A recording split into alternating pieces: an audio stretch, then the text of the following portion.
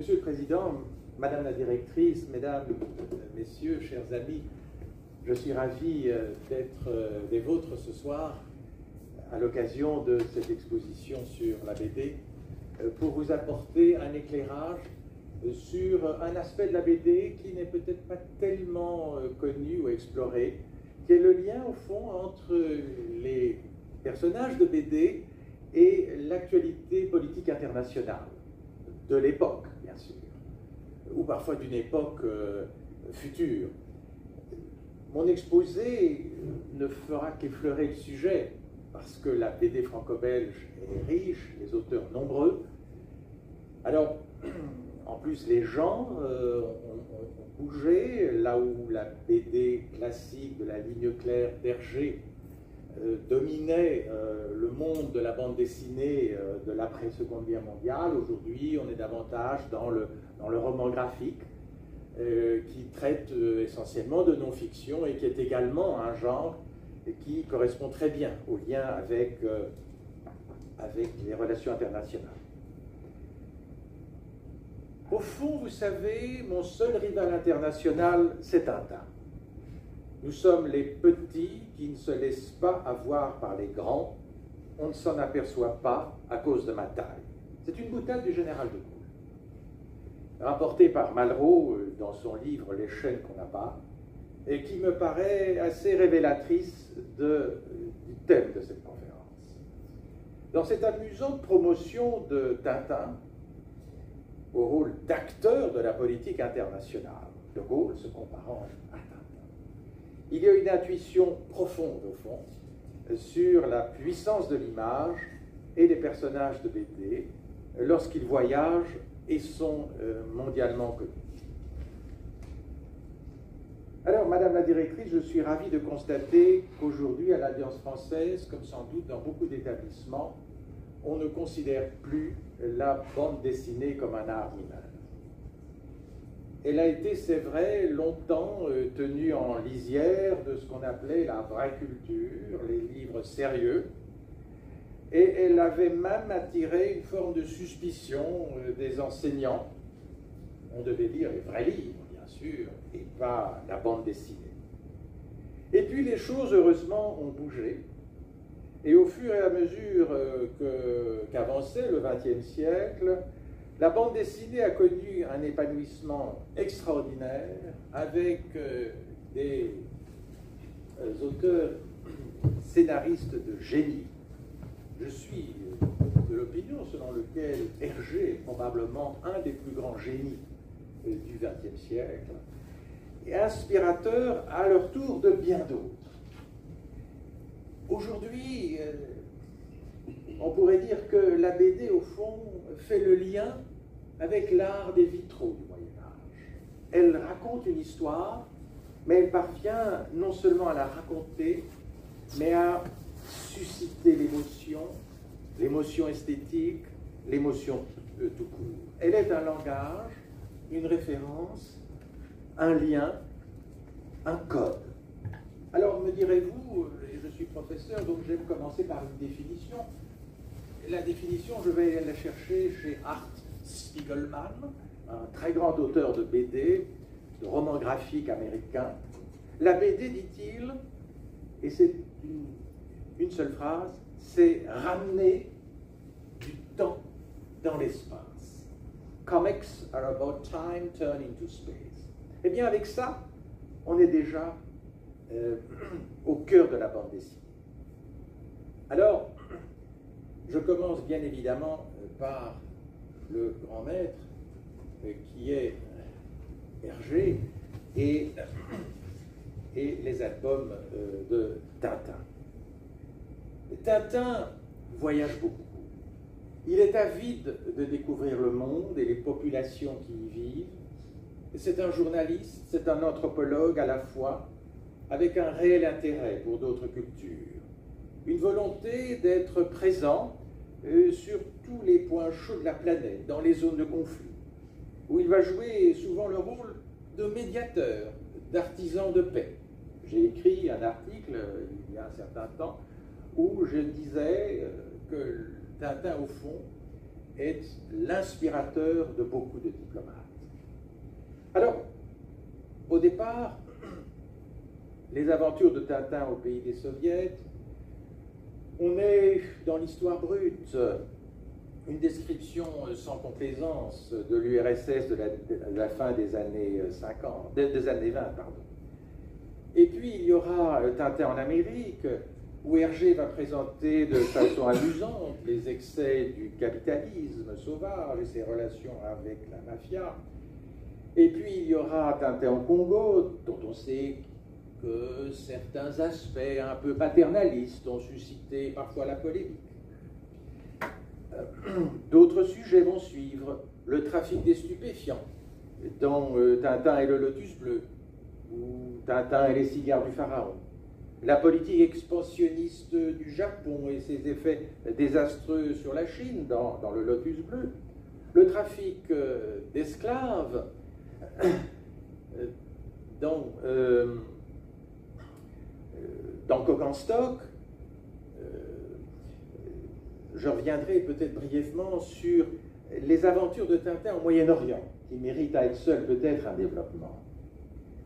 Donc alors que les premiers albums de Tintin sont marqués par une vision dichotomique du monde, Tintin incarnant en quelque sorte une Europe qui se veut la référence de la civilisation, le Lotus bleu a marqué à mon avis un véritable tournant. Tintin rompt avec les clichés que l'on a sur les cultures étrangères, et lorsque Tintin sauve, je reviens à mon Lotus bleu, sauve Chang de la noyade, le petit Chang, on assiste pour la première fois à un échange véritable entre Tintin et un autochtone. Et cela est vrai aussi de l'attitude du jeune Chinois qui se défait des préjugés qu'il pouvait avoir à l'encontre des Européens. Et il y a donc cette scène, alors je pense que vous êtes familier avec les albums de Tintin, je pourrais retrouver aisément la page. Il y a cette scène où Tintin décrit à Chang les stéréotypes sur les Chinois et constate, et cette phrase est magnifique, elle est de beauté et de tolérance, les peuples se connaissent mal. À ceux qui accusent parfois Hergé d'une forme de paternalisme, de préjugés occidentalocentriques, on a ici une affirmation d'ouverture, là, en quelque sorte, la perception des préjugés qui empêchent, au fond, les peuples de communiquer. L'amitié entre le Belge et le Chinois naît du fait que Tintin et Chang ont réussi justement à dépasser les préjugés ethnocentriques. Et avec le Lotus bleu, album important, tournant historique dans la production d'Hergé, Tintin cesse d'incarner l'Europe et sa prétendue mission civilisatrice. Il reste évidemment l'Européen, mais Hergé va s'intéresser non pas au personnage lui-même, mais davantage au monde dans lequel il va se déployer. Alors, je pourrais énumérer les uns après les autres les nombreux albums, faire un petit clin d'œil à ce garnement d'Abdallah et davantage approfondir mon analyse à partir notamment des albums qui se déroulent au Moyen-Orient. Louis Blin, qui est un diplomate français, a écrit un petit livre tout à fait intéressant qui s'appelle Le monde arabe dans les albums de Tintin. L'Arabie attire Tintin parce qu'elle est un des rares pays à avoir échappé, et quand je dis l'Arabie, c'est l'Arabie saoudite, à avoir échappé à la colonisation européenne. Et par conséquent, elle a conservé son mystère, d'une certaine façon, aux yeux d'Hergé. Et donc on est face à un espace exotique, où les méchants Européens en quête d'argent ou d'autres héros avides de défis existentiels se heurtent à la rugueuse réalité, comme dirait Rimbaud, de l'exploitation des esclaves. Dans son épopée arabe, Tintin s'avère le digne héritier, je crois, de Laurence d'Arabie, son pendant belge en quelque sorte. Et Louis Blin explique dans cet excellent petit livre que Hergé dépeint, en fin de compte, moins les pays traversés par Tintin que la vision qu'en a Hergé et indirectement la psyché européenne au sujet du monde arabe. Et il va séparer le faux Orient de Rastapopoulos, trop réel, proche de l'Occident, du véritable Orient imaginaire où Tintin va se régénérer et qui doit être radicalement différent. Au fond, si vous prenez le temps d'analyser ces albums, Coq en stock, Le Crabe aux pinces d'or, Tintin au pays de l'or noir, vous découvrez qu'il y a la recherche, au fond, d'une espèce d'Orient pur et désertique, non le Proche-Orient vicié par le contact avec l'Occident, et où Tintin ne fera que passer. Et je cite Louis Blin, Hergé a inconsciemment besoin de l'Orient pour faire exister Tintin en tant que héros de l'Occident. Mais nous n'allons pas nous arrêter à Hergé, et je vous propose de passer rapidement sur cet auteur parce qu'il y a déjà des bibliothèques entières qui lui ont été consacrées, et surtout parce que, je me permets de le citer ici, le meilleur peut-être connaisseur d'Hergé et de la production d'Hergé, Benoît Peters, qui fut mon condisciple dans la Cagne de Louis le Grand, vit en Belgique, est un éditeur réputé, et peut-être qu'un jour, Madame la directrice, vous aurez l'occasion de l'inviter aussi à parler de la BD, puisque Benoît Peters a fait une session tout entière sur la bande dessinée au Collège de France en 2022-2023, et si la BD est accueillie au Collège de France, je pense qu'elle y a donc acquis des lettres de noblesse. Je voudrais m'intéresser d'un peu plus près à un auteur tout à fait dit, Edgar P. Jacobs. Edgar P. Jacobs est le contemporain d'Hergé. Ils ont beaucoup travaillé ensemble. Mais c'est quelqu'un qui a tracé une carrière très différente dans la bande dessinée. L'histoire est présente, c'est vrai, dans ses albums, mais beaucoup moins stylisée et au fond beaucoup plus tragique. Certes, beaucoup d'épisodes relèvent chez lui de l'aventure classique, de la science, voire de la science-fiction la plus invraisemblable. Et je sais que certaines personnes sont très réticentes à lire les albums d'Edgar P. Jacobs ou les albums qui ont été écrits à la suite, parce qu'il y a une suite de Blake et Mortimer, alors qu'il n'y a pas de suite à Tintin, puisque de la volonté même d'Hergé, il ne voulait pas que d'autres auteurs, après sa mort, poursuivent son œuvre. Donc, on a affaire ici à un auteur tout à fait original et dont la première production en bande dessinée, Le Secret de l'Espadon, mérite qu'on s'y arrête. Qu'est-ce que c'est que Le Secret de l'Espadon? C'est ce qu'on appelle une uchronie. Ce qui aurait pu advenir si le sens de l'histoire avait pris d'autres directions.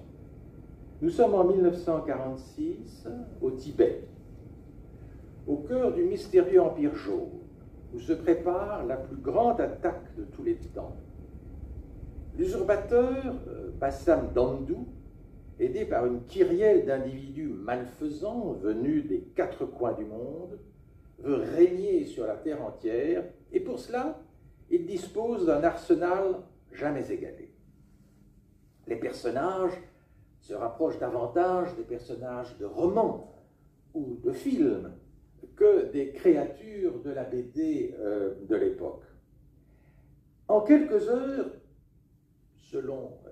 si l'on suit le fil de l'histoire, en quelques heures, les grandes métropoles devraient être détruites, sauf que le gouvernement britannique, dans l'histoire en question, a eu la bonne idée de construire des bases secrètes. Et où se trouvent-elles, ces bases secrètes? Quelle étonnante préscience de la part d'Edgar P. Jacobs, dans un endroit que personne n'aurait imaginé, le Ras Mussandam, qui est une péninsule qui contrôle l'accès au golfe Persique. Je ne vais pas vous raconter l'histoire en détail. Il y a dans cette BD une manière d'anticiper sur non seulement les grands conflits postérieurs à la Seconde Guerre mondiale, mais aussi des inventions auxquelles on se réfère seulement aujourd'hui. L'Espadon est un avion amphibie supersonique et ultramaniable qui est probablement l'équivalent du drone aujourd'hui. Mais ça ne s'appelait pas le drone. À la fin, Bassam Dandou décide de lancer une destruction nucléaire générale. Ne parle-t-on pas ces jours-ci de la menace nucléaire à nouveau? Heureusement, une escadrille va attaquer sa capitale, Lhasa, et détruire son arsenal dans les rampes de lancement, mettant fin ainsi à son empire. On assiste donc dans cette BD à la surimposition de trois couches historiques.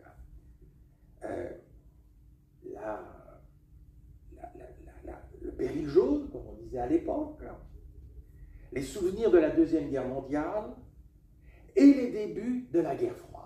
Et tout ça est réuni en quelque sorte, lié grâce au talent narratif tout à fait extraordinaire d'Edgar P. Jacobs dans cette BD, où apparaît déjà un personnage malfaisant dont vous avez sans doute entendu parler, le fameux colonel Ulrich. Et je trouve amusant quand même qu'Hubert Védrine, ancien ministre français des Affaires étrangères, ait consacré un petit livre avec son fils à ce colonel Ulrich, une espèce de biographie quelque peu inventée, et qui démontre que, au Quai d'Orsay également, on est tout à fait réceptif à ce genre de bande dessinée. Bien, mais je voudrais vous conduire à ma BD préférée chez Edgar P. Jacobs, La Marque Jaune. C'est un album culte, une des plus belles couvertures de BD, je crois, qui ait jamais été faite. La lettre grecque mu, entourée d'une arrobase. Jacob, pour écrire ce livre, va chercher dans ses souvenirs de cinéphile. Il est influencé notamment par Fritz Lang et M. le Maudit. Edgar P. Jacobs, avant d'être auteur de bande dessinée, était baryton à l'Opéra de Lille, et on sent qu'il y a dans sa BD aussi quelque chose de faustien.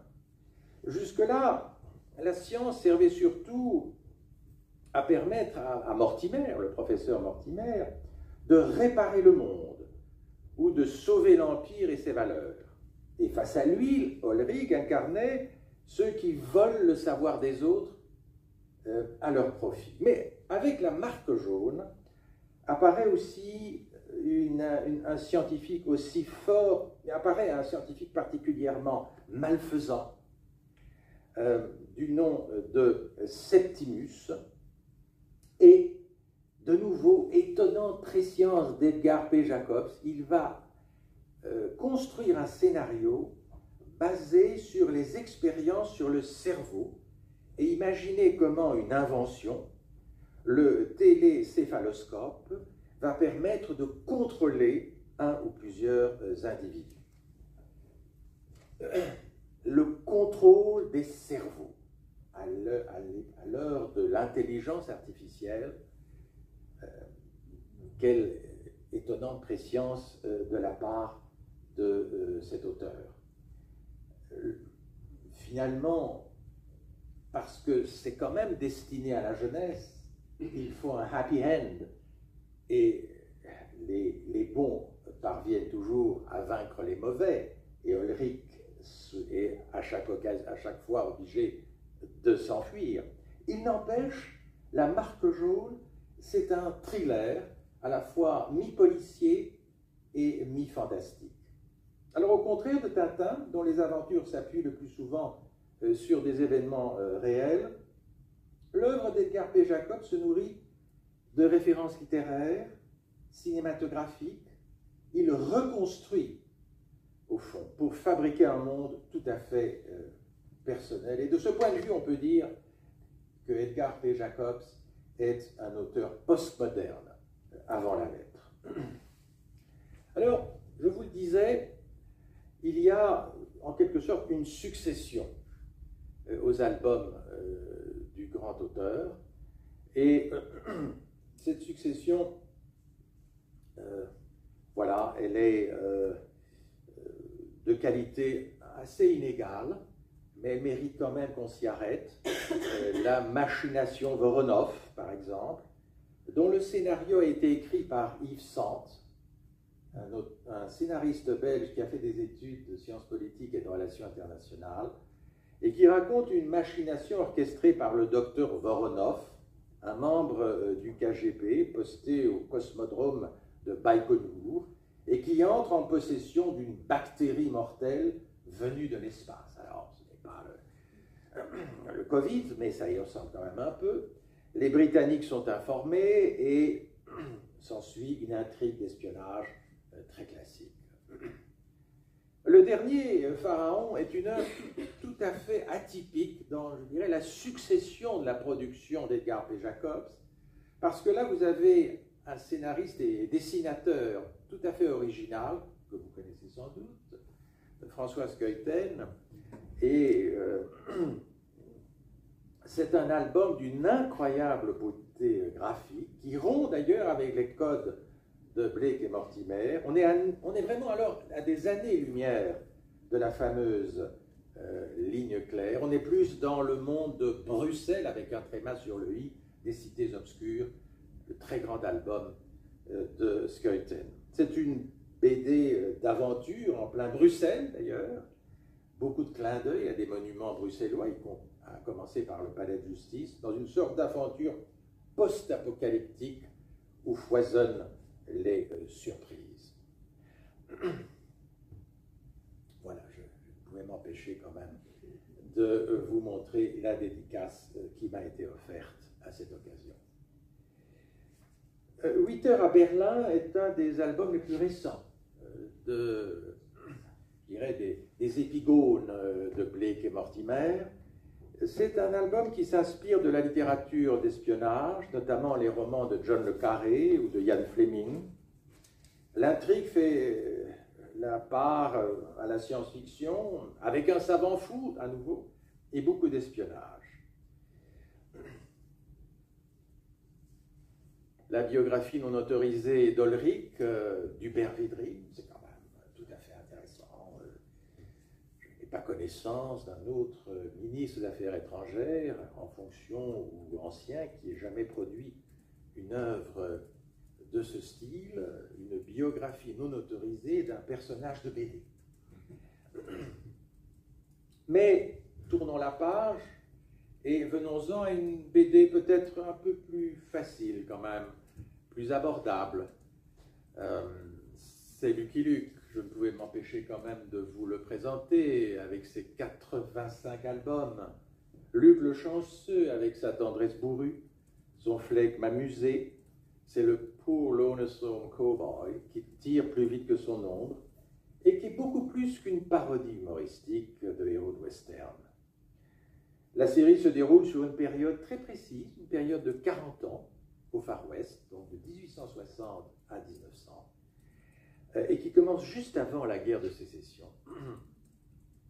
De nombreux événements historiques sont reproduits dans les albums, la ruée vers l'or, l'arrivée des nouveaux colons, la construction du chemin de fer est-ouest, l'introduction du télégraphe. C'est une série assez manichéenne qui oppose le bien et le mal. Le bien, c'est Lucky Luke, bien sûr, toujours prêt à venir au secours de la veuve et de l'orphelin. Et le mal, vous l'avez deviné, vous vous en souvenez, il est incarné, bien sûr, par les fameux frères Dalton.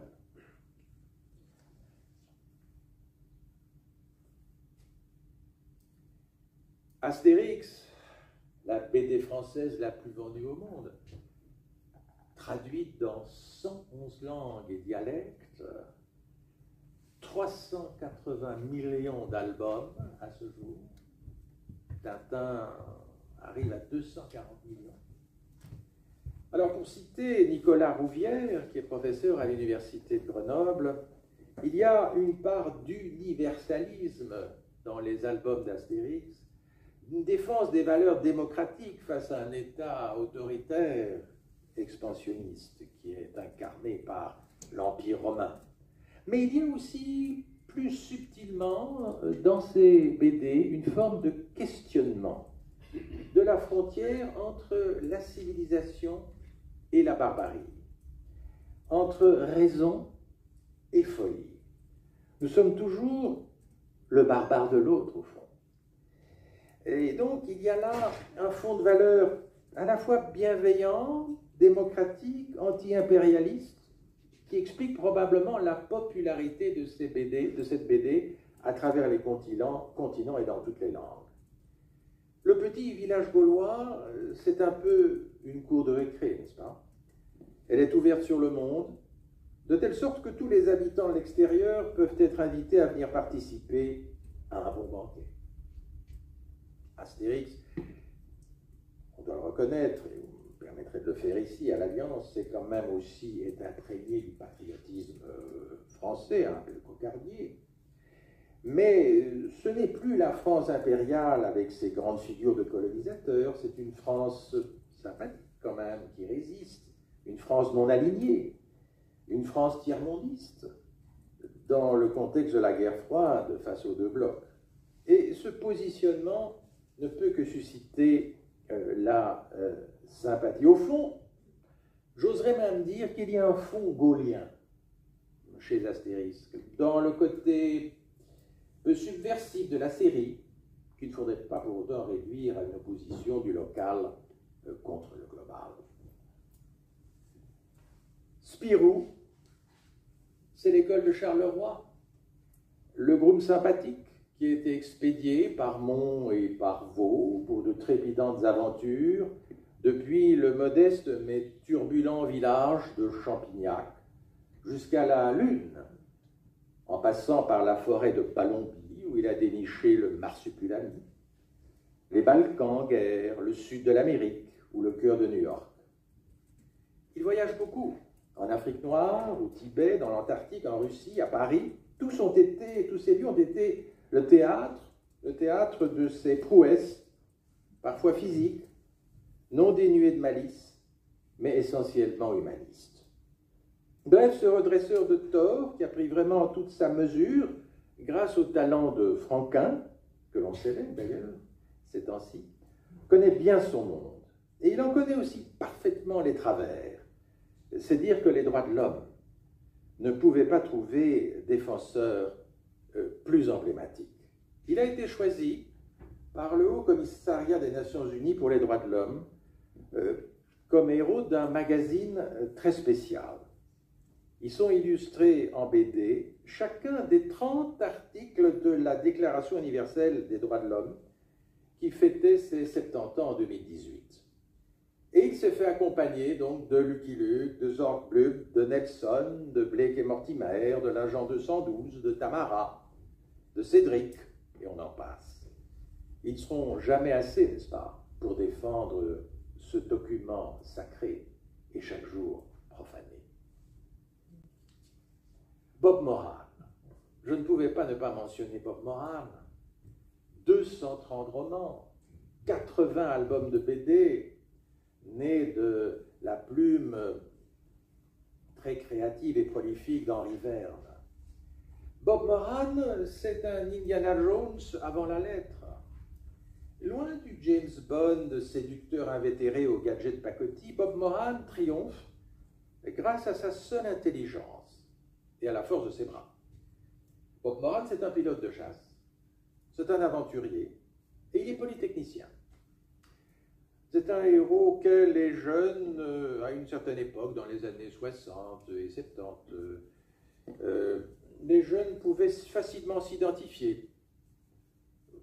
D'aucuns diront, mais écoutez, Bob Moran, c'est du kitsch, c'est manichéen. Et pourtant, les premiers Bob Moran s'inscrivent dans la veine des aventures exotiques. De la Papouasie à l'Égypte, des jungles brésiliennes aux savanes africaines, des Antilles à l'Arabie ou au pôle Nord, sans oublier l'Asie, qui de l'Inde à la Chine nourrit l'imaginaire d'Henri Verne et son goût pour le mystère. Les aventures de Bob Moran offrent la clé d'un monde où les lecteurs, en quête d'évasion, vont trouver sans doute matière à réflexion.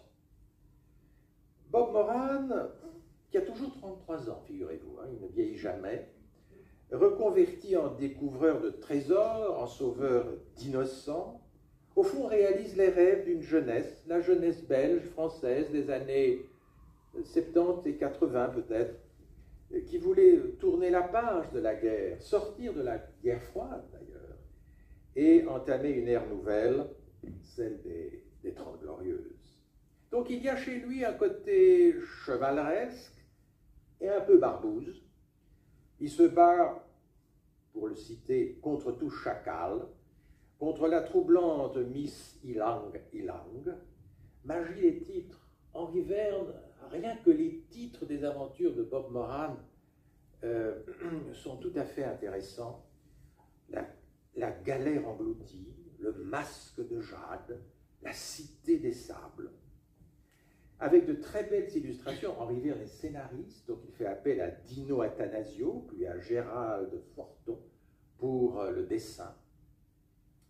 Et nombre des aventures de Bob Moran vont connaître effectivement un grand succès. Au fond, Bob Moran, pour le jeune lecteur que j'étais dans les années 60, c'est une agence de voyage, à lui tout seul.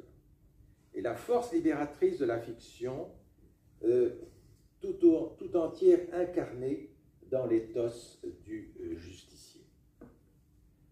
Alors, mesdames et messieurs, j'en viens à une BD d'une tonalité tout à fait différente, mais sur laquelle j'aimerais quand même m'arrêter.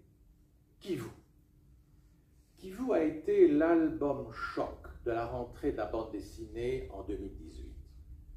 C'est l'œuvre de Jean Van Hamme et de Christophe Simon, qui tous les deux dénoncent les exactions subies par les populations de l'Est de la RDC, et l'on sait que ces exactions restent encore d'actualité.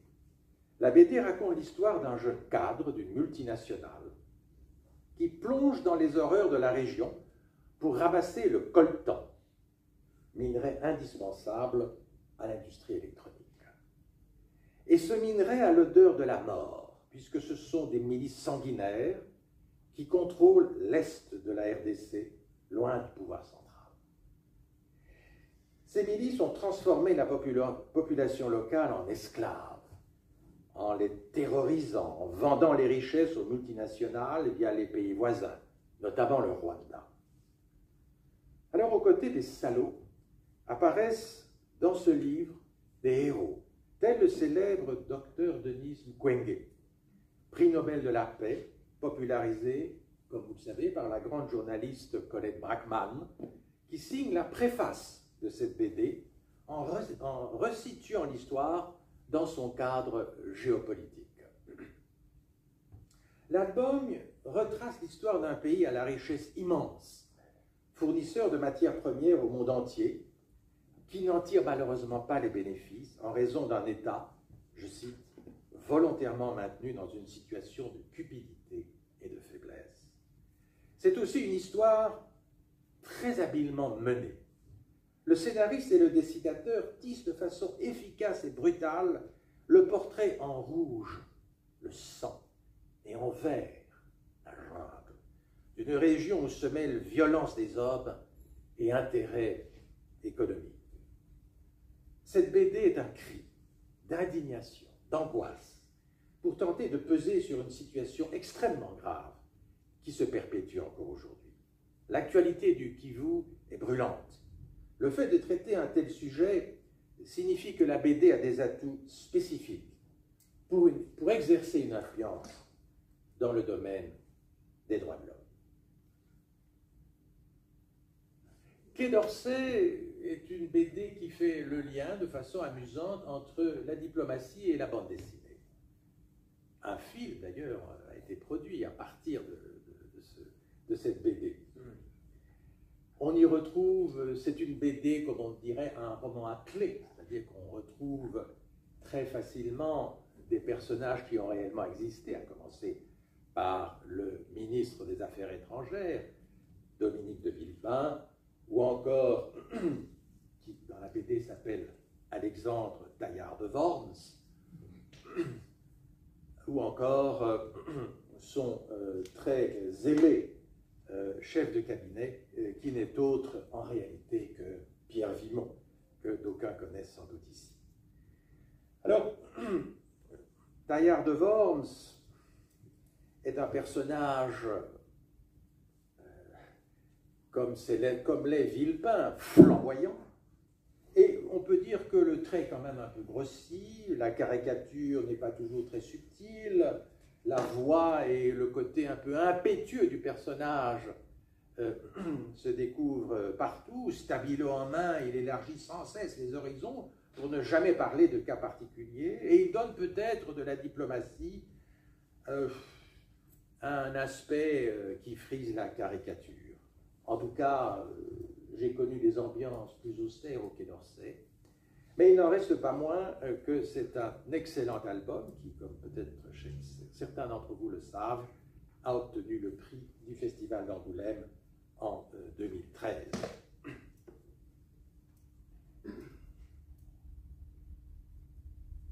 Les os blessés, on revient avec cette BD dans quelque chose de plus sévère, de plus dramatique aussi.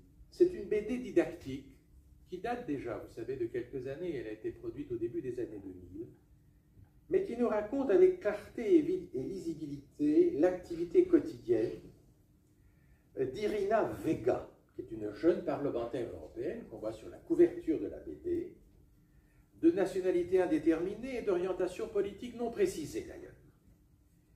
Elle est rapporteure de la commission environnement du Parlement européen et on lui a confié le dossier concernant un projet de directive émanant de la commission sur la qualité des eaux. Un dossier d'actualité, n'est-ce pas, où il est question de délégation de services publics, de mise en concurrence, de tarifs, de responsabilité politique, de produits dangereux prohibés, de retraitement des eaux polluées, de délai d'application des mesures. Et il s'y mêle des tentatives de déstabilisation du travail parlementaire, un sombre scandale de pollution des eaux sur fond de rivalité financière entre distributeurs véreux. D'aucuns ont estimé que c'était faire un mauvais procès aux parlementaires européens. Il n'en reste pas moins, avec les récents scandales que je ne décrirai pas, que cette BD, qui a plus de 20 ans, touche une corde sensible de la vie parlementaire européenne. Avec l'arabe du futur, nous basculons dans un genre nouveau que je n'avais pas abordé jusqu'à présent, le roman graphique, qui est une synthèse, au fond, du roman et de la bande dessinée, et évidemment s'adresse à un public qui n'est plus vraiment celui des très jeunes, qui s'adresse à un public qui a déjà un peu de connaissance de la réalité internationale. Riyad Sattouf a obtenu le Grand Prix 2023 du Festival de la bande dessinée d'Angoulême pour son livre, en fait en 5 volumes, L'Arabe du futur. C'est un récit autobiographique d'une enfance qui se déroule entre France, Syrie et Libye, qui a connu un succès extraordinaire, ce livre, n'est-ce pas? 3 millions d'exemplaires, traduits en 23 langues. Par petites touches, il va peindre à la fois une image subjective des pays pauvres, le quotidien d'un petit garçon précoce dans un monde qu'il ne comprend pas, et le portrait d'un père musulman syrien en proie à une vraie crise d'identité. C'est une plongée à la fois drôle, nostalgique, parfois très dure d'ailleurs, dans le Moyen-Orient des années 80. Au fond, c'est un peu le pendant d'un autre roman graphique très connu, dont on a d'ailleurs tiré un film, et qui s'intitule Persépolis, de l'auteure franco-iranienne Marjane Satrapi. Persépolis, qui se déroule non pas en Libye pour le coup, mais en Iran, et exactement à la même époque, les années 70, une BD iranienne, la première BD iranienne, entre parenthèses, qui permet de découvrir la réalité de ce pays après la révolution islamique. Ce qui fait le sel de l'Arabe du futur ou de Persépolis, c'est la narration. Bon, l'image est relativement austère, les dialogues, la facilité avec laquelle on intègre le parcours de cette jeunesse au Moyen-Orient. Alors, je vais quand même peut-être avant cela vous dire que le Moyen-Orient, justement, est une source d'inspiration du roman graphique également. Je pense notamment, et dans ses différentes dimensions, je pense bien sûr à Marjane Satrapi, je pense à Joe Sacco, son livre sur la Palestine, je pense à Chronique de Jérusalem de Guy Delisle. Chronique de Jérusalem a obtenu le Grand Prix d'Angoulême en 2012. Et c'est un livre que je vous recommande, notamment dans le contexte actuel, parce que l'auteur ne s'est pas contenté d'informations glanées çà et là. Il a passé un an à Jérusalem, notamment à Jérusalem-Est, la partie arabe de la ville. Et tout en restant un éternel candide, Delisle réussit à retranscrire avec beaucoup de précision la conjoncture tragique dans laquelle sont embourbés aussi bien les Palestiniens que les Israéliens depuis plus de 60 ans. C'est donc un carnet de voyage au dessin simple, peu coloré, mais expressif. Un témoignage qui ne prend pas parti d'ailleurs, mais qui témoigne avec humour de l'extrême complexité de la situation de ce coin du monde. On pourrait dire au fond que ce livre, c'est Candide en Terre Sainte. Dans un tout autre genre, mais touchant aussi une réalité extrêmement sensible, le grand auteur Art Spiegelman, qui est un New-Yorkais, est l'auteur du roman graphique Maus. Art Spiegelman est le fils de rescapés de la Shoah. Ses parents étaient polonais. Et il parvient, à travers un dialogue qu'il a avec son père, à transposer dans un univers d'ailleurs animalier toute la tragédie de la Shoah. C'est un roman graphique qui véritablement vous secoue, et ce n'est pas étonnant qu'il ait obtenu le prix Pulitzer en 1992. Alors, je voulais, en tant que diplomate, on ne se refait pas, terminer avec un roman graphique qui a pour thème principal l'ONU. Une saison à l'ONU. C'est un roman relativement récent, un roman graphique, publié en 2018, préfacé par Gérard Haraud, éminent ambassadeur de France, qui a notamment été ambassadeur de France à l'ONU, au Conseil de sécurité. Alors l'ONU, tout le monde a un avis sur la question, hein, mais personne ne la connaît véritablement. Karim Lebourg, l'auteur de la BD, c'est un journaliste qui a été détaché par RFI comme correspondant à New York. Et il va, à partir de là, couvrir les quatre coins de la planète. Il va découvrir la machine onusienne, secrète, froide, d'une violence feutrée, sans pitié. Et durant sa mission, les crises en Libye, en Syrie, en Centrafrique s'enchaînent et provoquent des chaos au sein des chancelleries. Lebourg Delcourt raconte, et c'est ça qui est tout à fait intéressant, des tractations sans fin entre les souverainistes, qui proposent la liberté des gouvernements à disposer de leur peuple, et les interventionnistes, qui souhaitent aider les peuples à s'émanciper. C'est une BD tout à fait étonnante et intéressante, qui dose très bien l'humour et le sérieux.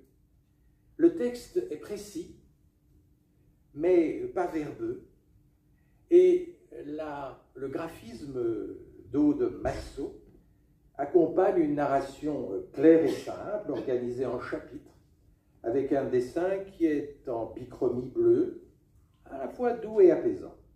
Et le tout donne une œuvre agréable, où le lecteur a l'impression d'être tenu par la main lors d'une visite intimidante. Alors, le même auteur a produit une BD qui s'intitule « Une saison en Éthiopie » et qui est un clin d'œil à Rimbaud, bien sûr, Une saison en enfer, d'autant que ça se passe en partie à Harare, une ville bien connue d'Arthur Rimbaud dans sa seconde vie. Et là aussi, c'est le témoignage d'un journaliste, d'un correspondant de RFI dans un pays complexe, l'Éthiopie, second État le plus peuplé d'Afrique, ce État qui n'a au demeurant jamais été colonisé. Et c'est une manière d'observer la transformation de l'Éthiopie, qui fut longtemps un royaume, les tensions internes dans une société multiethnique. C'est bien documenté, c'est parfois un petit peu trop centré sur la vie des expatriés. Le dessin est en bichromie noir et d'ocre, assez classique. Vous comprenez que le dessin est un support ici, mais c'est la portée narrative qui est particulièrement originale. Le temps est venu de conclure. Mesdames, Messieurs, j'espère vous avoir convaincu que la bande dessinée est une activité qui requiert de lire du texte, de comprendre des images et de faire la synthèse entre des informations venant des deux codes. Lorsque la bande dessinée se fait témoignage, elle est capable de s'emparer de la laideur du monde pour la sublimer, voire toucher à l'ineffable. Lorsque la bande dessinée se fait bande dessinée de reportage, elle permet de faire un pas de côté et elle favorise l'appréhension de la complexité du monde qui nous entoure. Le dessin, qui est toujours important, même dans le roman graphique, permet de maintenir une certaine distance vis-à-vis de la brutalité des faits et protège la dignité des personnes dessinées sans les déshumaniser. Mesdames, Messieurs, la bande dessinée n'est plus un art mineur. C'est une forme d'expression artistique complexe. Je vous remercie.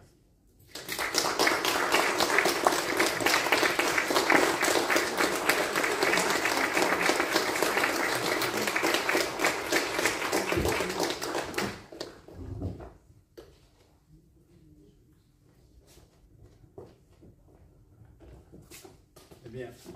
En tant que président de l'Alliance et comme notre directrice générale est quelque peu prise, je voudrais remercier notre orateur, un collègue que j'apprécie beaucoup, que je connais depuis de longue date quand même, et qui nous a fait faire un superbe voyage.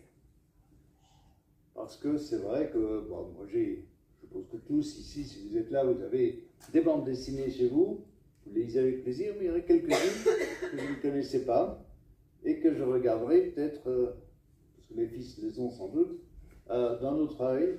Et merci beaucoup parce que c'est vrai que quand on est jeune, moi j'ai lu des Marabout Junior avec Bob Moran, je n'ai jamais lu en bande dessinée parce que bon, c'était plus pour mon âge, je vais dire, mais c'est vrai que ma jeunesse, j'en ai lu des dizaines et des dizaines, et puis j'ai commencé des bandes dessinées, mais c'est vrai ce que tu disais, chez moi à la maison, il n'y avait pas de bande dessinée. Mon père trouvait ça vraiment, même pas un art mineur, c'était non valable absolument. Alors, petite anecdote qui vous amusera peut-être. Donc, il n'aimait pas ça, mais il trouvait qu'on devait apprendre le néerlandais. Donc, il nous a abonnés à Kuifje, Tintin en néerlandais. Et au bout d'un an, il a supprimé en disant non, c'est vraiment pas d'un bon niveau, c'est pas bien. Voilà. Donc, j'allais lire chez les amis qui avaient. Et mon beau-père, à 70 ans, achetait encore toujours Spirou toutes les semaines. Puis c'était le dernier qui passait. Et il ne voulait pas le manquer. C'était sa promenade chez le libraire à 70, 75 ans. C'est sa promenade chez le libraire chercher le Spirou. Donc voilà, il n'y a pas d'âge pour la bande dessinée. Et merci pour ce magnifique voyage. Et j'espère que vous avez plu. Je ne sais pas s'il y a des questions. Est-ce que tu es prêt à répondre aux questions? S'il y a quelques questions, voilà. Non? Oui? Je voulais juste mentionner, parce que vous avez parlé de Spirou et de l'illustration qui a été faite avec Spirou des droits de l'homme, mais il y a aussi, je ne sais pas si vous connaissez, les Schtroumpfs qui ont illustré les objectifs du développement durable. Et donc c'est très amusant aussi de voir comment récupérer des personnages de bande dessinée pour, voilà, pour cette illustration qui est très bien faite. Il y a plein de posters et d'affiches qui montrent les Schtroumpfs et les objectifs du développement durable. Merci de la rappeler. Oui, je voulais revenir un petit peu sur la. Je me demandais ce que vous pensiez du fait que Hergé, en tout cas dans ses premiers albums, plaçait ses histoires dans des pays qui étaient nommés inconnaissables, les États-Unis, le Congo, etc. Et puis après, pardon, à utiliser des pays imaginaires comme la Sylvie ou Santo Doros, des pays comme ça. Est-ce que c'est parce qu'il voulait blesser personne? Est-ce qu'il avait l'idée de faire une espèce d'archétype de certains pays? Je crois qu'il y a les deux.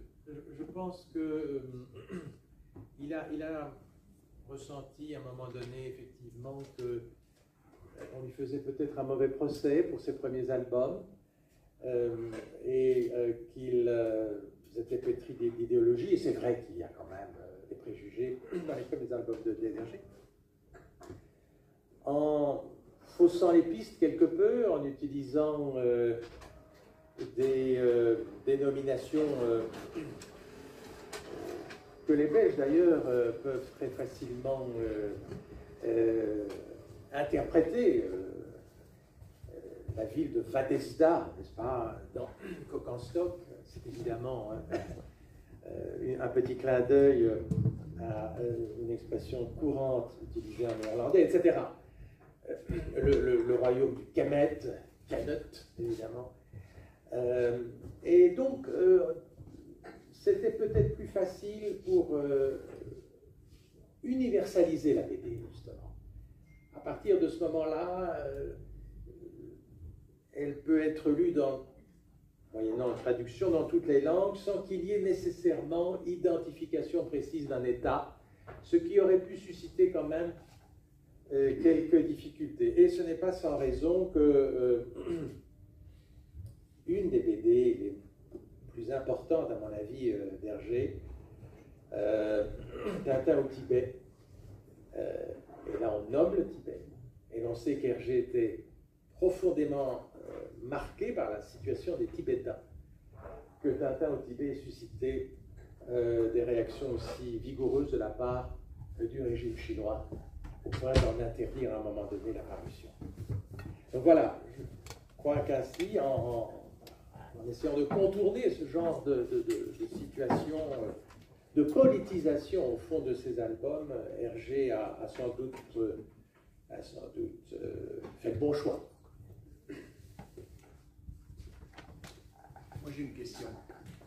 Parce qu'on parle, et je vois mes petits-enfants, ce sont les mangas. Il n'y a plus que ça qui compte. Est-ce que le manga se situe aussi avec un caractère relation internationale ou pas? J'en ai parcouru 2 ou 3, mais ce n'est pas le genre que j'aime. J'avoue que je connais mal les mangas, ou même pas du tout. Donc je serais bien incapable de te répondre. Je pense que ce n'est pas vraiment le filon principal. Mais encore faudrait-il connaître mieux que moi l'environnement géopolitique du Japon pour savoir si effectivement il n'y a pas quand même ça et là des allusions spécifiques à la politique étrangère du Japon, à sa place dans le monde, etc. Donc, mais je ne pense pas, je peux me tromper, que ce soit la dominante des mangas. Une petite question qui me vient comme ça. Est-ce que vous pensez qu'à travers la bande dessinée, on peut faire véhiculer des messages diplomatiques? Oui, bien sûr. Alors, j'ai cité les droits de l'homme, n'est-ce pas? Madame a cité le développement durable et les Schtroumpfs.